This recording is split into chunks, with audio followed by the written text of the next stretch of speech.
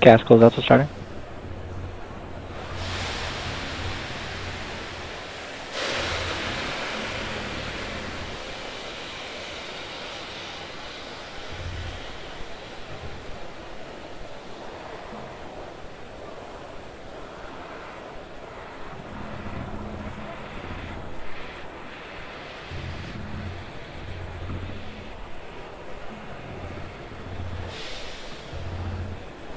Falcon 9's in startup. Dragon isn't started.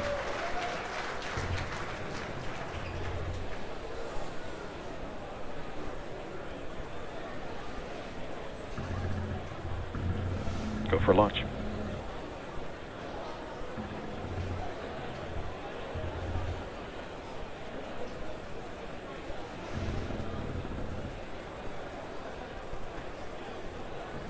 T-minus 30 seconds.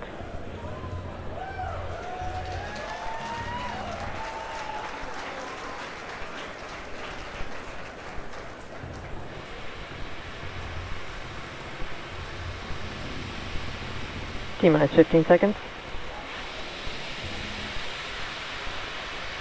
10, 9, 8, 7, 6, 5, 4, 3, 2, 1, 0. Ignition.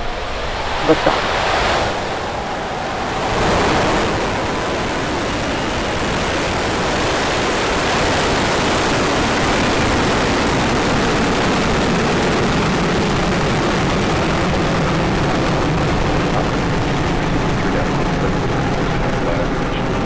Stage 1 propulsion nominal.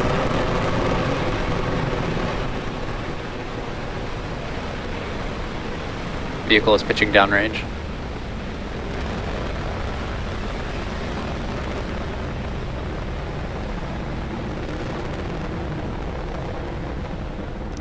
And there is successful liftoff of Falcon 9 carrying our 18th resupply mission on a Dragon spacecraft to the International Space Station. Now we're currently in what we call the throttle bucket, and that's because in about 30 seconds we have an event called maximum dynamic pressure, or max Q. That's the point where the vehicle experiences the highest aerodynamic stresses. So what we do is we bring down the engines a little bit, pass through that point, and then throttle back up once the atmosphere continues to drop off above that point. Vehicle is experiencing maximum aerodynamic pressure. So now we're through that point of maximum dynamic pressure. Now coming up are a series of rapid events, main engine cutoff, then stage separation, followed by second engine start of the second stage's Merlin vacuum engine, and then the first stage is going to conduct a boost back burn, followed by a Dragon nose cone deploy. Now, main engine cutoff, or MECO, is where all 9 Merlin 1D engines on the first stage will shut down. Followed shortly after that is stage separation, and then a few seconds later, the Merlin vacuum engine on the second stage will ignite to boost Dragon into low Earth orbit. In fact, during ascent, you heard the call out for engine chill-in of that Merlin vacuum engine. So again, coming up in about 10 seconds, MECO, stage separation, second engine start, and then stage 1 boost back burn.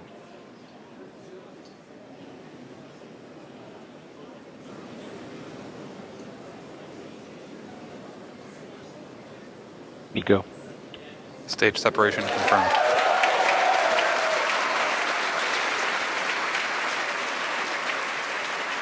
And back ignition. Stage 1 boost back startup. And you can hear the cheers behind me. You're looking at a successful start of the Merlin vacuum engine on your right screen and the boost back maneuver on your left-hand screen of the first stage. Shortly here, we should have nose cone deploy off of Dragon, and we may be able to see that on the right-hand screen.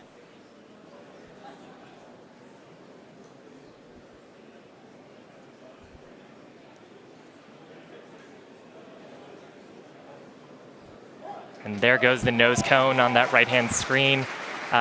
We no longer need it now that we're out of the densest parts of the Earth's atmosphere.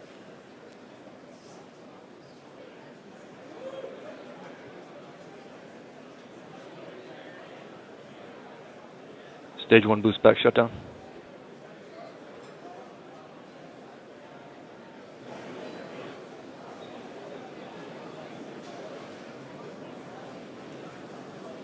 Both vehicles are following nominal trajectories.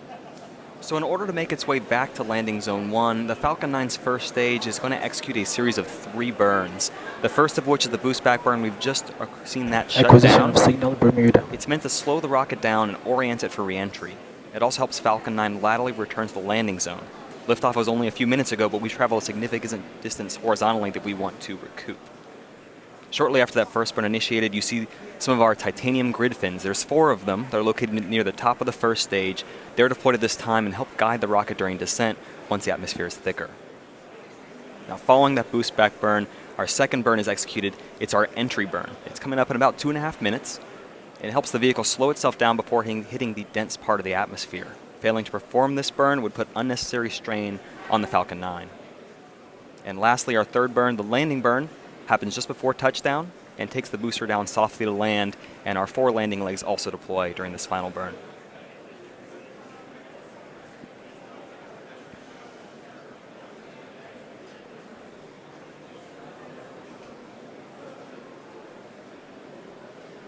For those of you just joining, it's T plus 4 minutes, 55 seconds, and you can see our second stage on its way to drop off Dragon to its targeted orbit on the way to the International Space Station, and on the left-hand side here you see our Falcon 9 first stage on its way to Cape Canaveral, Florida, landing zone 1 for successful landing.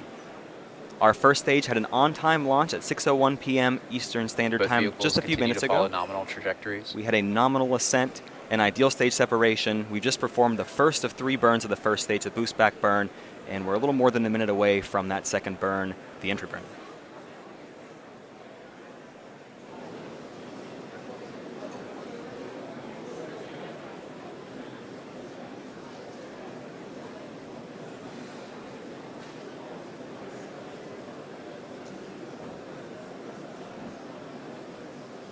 And so you see the second stage's engine is still burning bright, but on the first stage we've used most of our fuel during liftoff, and we only have so much RP1 and liquid oxygen to make those 3 burns. So instead of firing all 9 Merlin 1D engines, we're only going to fire 3 of those for the boost back burn and entry burn, the center Merlin engine and the 2 perimeter engines.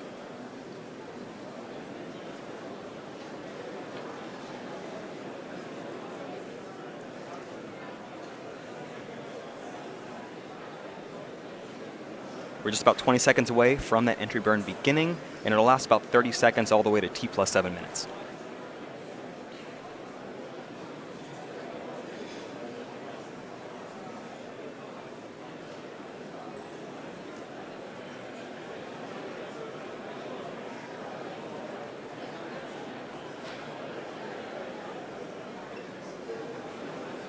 Stage 1 entry burn started.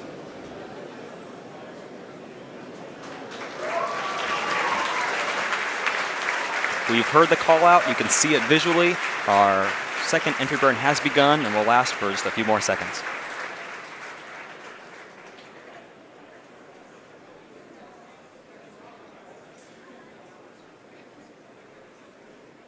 Stage 1 entry burn shutdown. 2 burns down, 1 to go. The landing burn is our last vehicles burn. continue to follow nominal trajectories. It'll occur in about 30 seconds, and it lasts for about 30 seconds all the way until landing.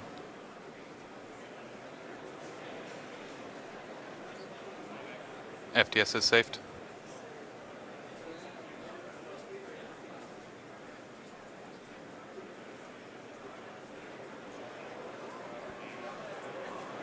You can see Cape Canaveral coming into view. In terms of fuel conservation, we only fire 1 Merlin engine on this final burn. Engine number 9, the center engine. Stage 1 entry transonic.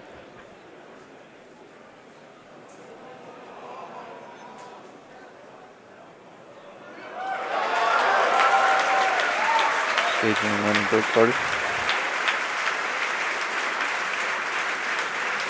Our landing burn has begun.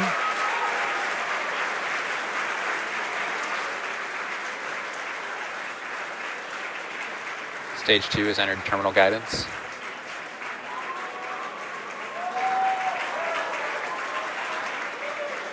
You see the landing legs are deploying.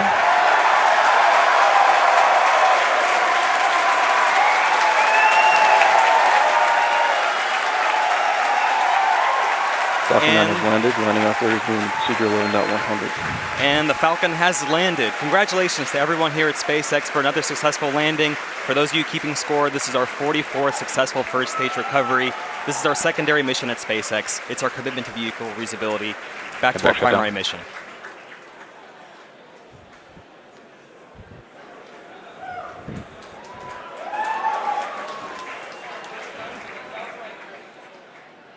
So back to our primary mission. Nominal orbital insertion. We just had secondary engine cut off, and you just heard the call out for a good orbit.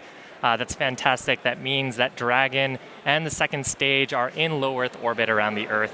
Now, the second stage does have one last major task for today's mission, and that's commanding separation of the Dragon spacecraft very shortly from now. We should have video of Dragon separation from the top of the second stage. And that's what we're looking at the moment.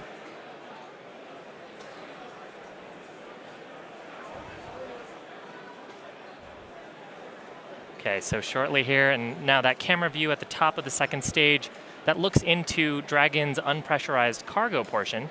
There, you can see it. Dragon separation confirmed. Acquisition of signal, Newfoundland. You can hear the This cheers is behind Dragon me. CC on countdown 1. Dragon senses separation.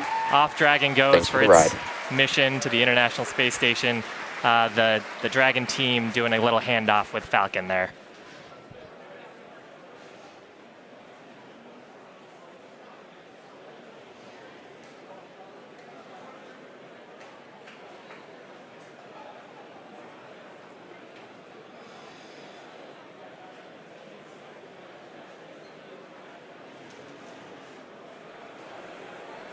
As mentioned previously, Dragon is carrying tons of cargo to the International Space Station on this mission today.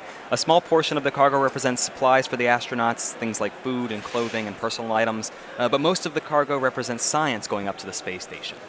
The ISS serves as the world's leading laboratory where cutting-edge research and technology development help enable human and robotic exploration of destinations beyond low Earth orbit, including the Moon and even Mars.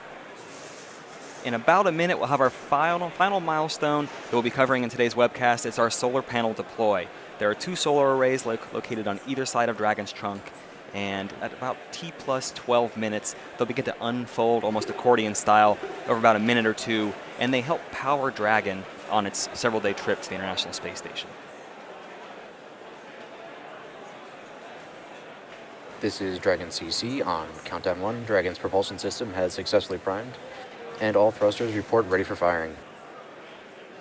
And over the next couple days on its trip, the next milestone that occurs is opening of the GNC door, the Guidance, Navigation, and Control door.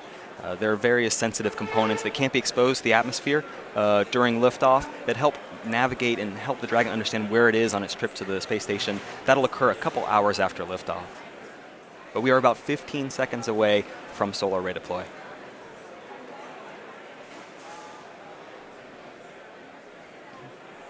And currently here on the left-hand camera, that's where we're watching for solar array deploy.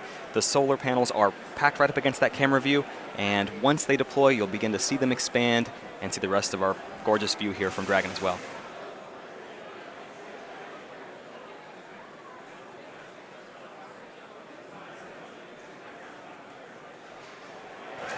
This is Dragon CC on countdown 1. Dragon is deploying its solar arrays. And we've heard the call out. You see the expansion there. We've successfully begun to deploy our solar panel arrays, which will occur over the next couple minutes.